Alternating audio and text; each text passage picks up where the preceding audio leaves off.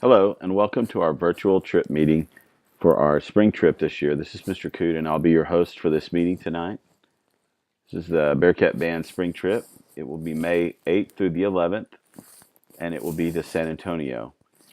During the course of this slideshow, I will go through the itinerary for the trip, as well as go through some things that the students will need to know as they travel, and that you as parents will need to know as far as what will be asked of them and required of them, and what monetary things will need to be taken care of.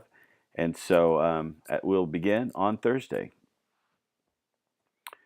Students will report with their luggage at 7:30 a.m. We always have a luggage check-in prior to a trip, and this trip check-in will be at 7:30 on Thursday morning. Students will bring their luggage. It will be secure in the band hall until we leave, and we will do a luggage check to make sure there are no contraband or items that are not allowed on the trip. At 1:30, students will report to the band hall following their sixth period class or fifth period class. They will board buses, and we'll leave for San Antonio at 2:30.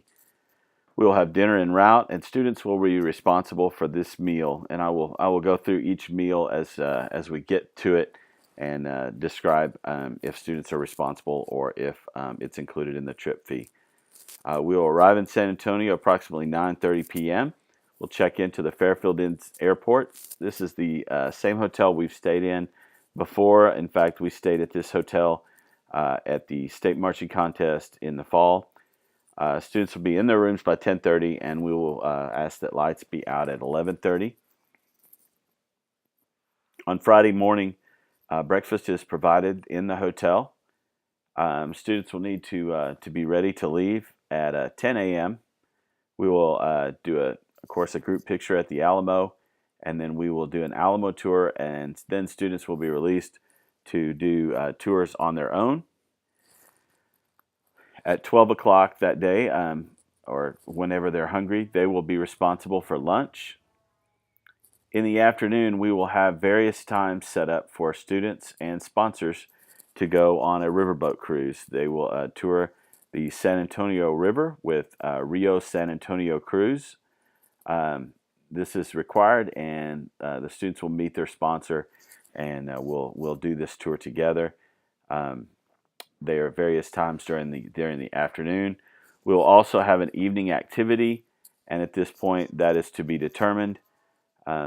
It could be a movie, but we're just not exactly sure what that evening activity will be. At 6 o'clock, we will provide dinner, and it will be downtown. We will it will be a nice meal, and we will provide that. At 11 o'clock, we will be back on the bus to return to the hotel. We will have lights out and be ready for a big day on Saturday. Saturday, May 10th, we will be up for breakfast. We will leave for Fiesta, Texas at 9 a.m. Fiesta, Texas is part of the Six Flags group. It is a water park, and it's also amusement type rides similar to what you would have at Six Flags. Students would need to take 2 changes of clothes if they are going to do the water park and the amusement rides, just so that they have a wet set of clothes and a dry set.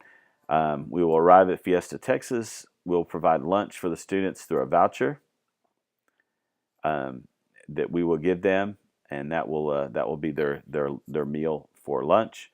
At approximately 3:30, we will meet, and we will leave Fiesta, Texas, and we will go to the hotel where the students will shower and dress for the symphony.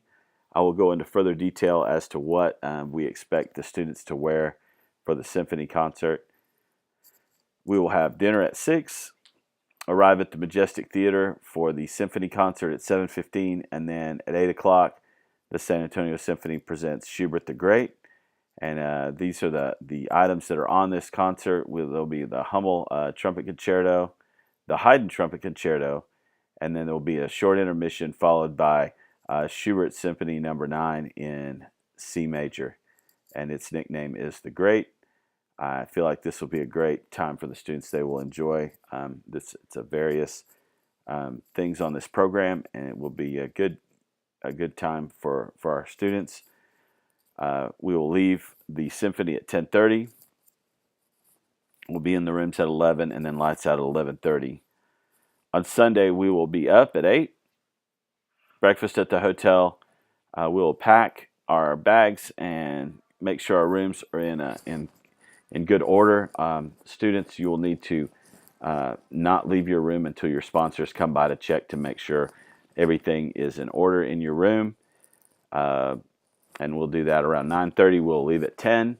We'll have lunch en route on the way home. I will give you $6.50 for that. We'll arrive home at 6 p.m. Students will be expected to attend classes on Monday. We will not be giving a late arrival. We'll be in plenty of time for them to get rest. I know there are students that will have an AP test on Monday, so they will need to be ready to take that test. That's the itinerary. I'd like to go over the items that students need to bring for this trip.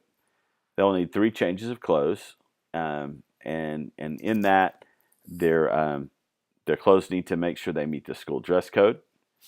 That continues even when we're away from school, when we are on a school-sponsored trip. Excuse me. Also a swimsuit if the students intend to swim either in the hotel or at the water park. Girls, depending on your swimsuit, you may need a cover-up, and that will depend on the type of swimsuit you have. You'll need meal money for the meals that were outlined on the itinerary. And if you think that the money we give you is not going to be sufficient for your meal, you may need to subsidize that meal money on your own. As on all of our trips, we encourage our students to bring deodorant, toothbrush, and toothpaste, and of course we encourage them to use those items regularly on the trip. We also would ask that the students bring nice clothes for the symphony, and these, of course, have to meet dress code as well. Girls, we encourage you to wear a dress or a skirt and top or a nice pants and a top. No jeans. And then guys, we would like you to wear khakis or similar pants and a shirt with a collar. It can be a polo shirt or a button-up shirt. Again, no jeans and no tennis shoes. No flip-flops. We want you to look nice for the symphony. We've got great seats, and it's a very neat theater that we're going to, and we want you to look nice. I think it's important to learn how to dress for all these events. And then, of course, we have our slide of what not to bring. Of course, illegal drugs or alcohol are always taboo on our trips. Again, tobacco products of any kind, weapons of any kind. Fireworks, duct tape, or paddles are also or you're encouraged not to bring those on this trip. And basically, if you have to ask a question, should I bring this? The answer is most likely going to be no. So if there's any other questions about what not to bring, please contact me and I can go into that in further detail. Contact information if you have any questions about this virtual trip meeting.